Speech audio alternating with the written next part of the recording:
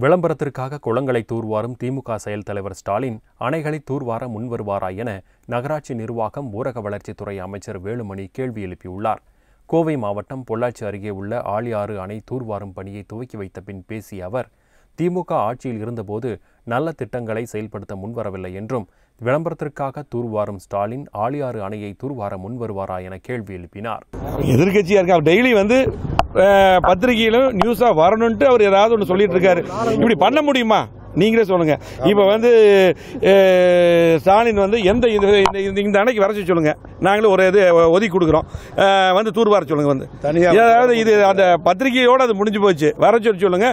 அவங்களுக்கு எத்தனை ஏக்கரா வேணாலும் இந்த குளங்க இருக்கு. எத்தனை குளங்கள், நமக்கு நிறைய குளம் வச்சிருக்கோம்ல, எத்தனை குளங்கள் வேணும் நாங்கள் ஒதுக்கி தரோம், வர சொல்லுங்க, தூர்வாரிட்டு 55 ஆண்டுகளாக ஆழியாறு அணை தூர்வாராததால் சேறு சகதி நிறைந்து அணையின் கொள்ளளவு குறைந்தது. இதையடுத்து தூர்வார நடவடிக்கை எடுக்கப்பட்டு வண்டல் மண்ணை விவசாயிகள் எடுத்துக்கொள்ள அனுமதிக்கப்பட்டுள்ளது.